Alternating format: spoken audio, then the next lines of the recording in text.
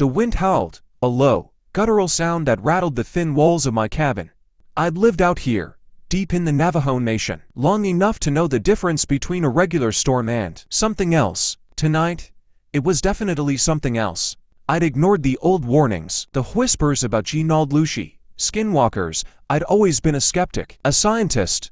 I needed proof, tangible evidence. Now, huddled by the dying embers of my fire, I wished I'd listened. It started subtly.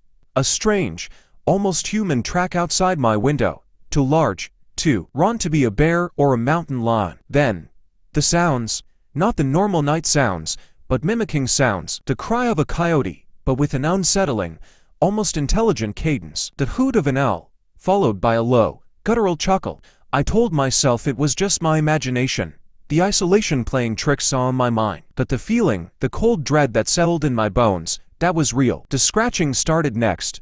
A rhythmic scraping against the rough-hewn logs of my cabin, like claws on bark. It circled the cabin, a constant, unnerving presence. I grabbed my rifle, the cold steel a small comfort in the oppressive darkness. Then, the voice, a whisper, just barely audible above the wind. My name.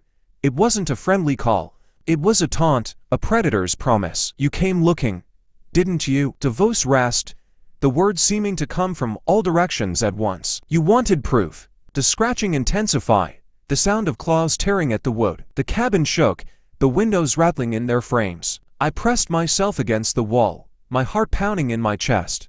A shadow flickered past the window, a tall, gaunt figure, its silhouette distorted and unnatural.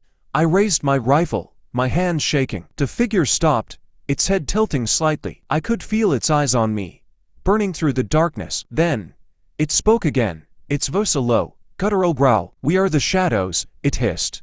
We are the night. We are what you fear.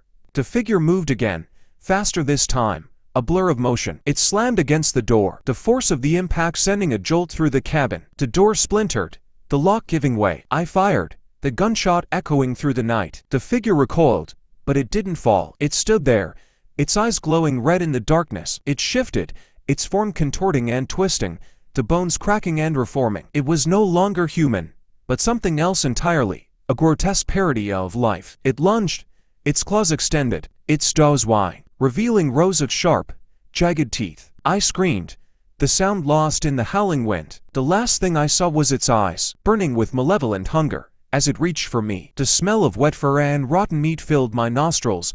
Then, darkness.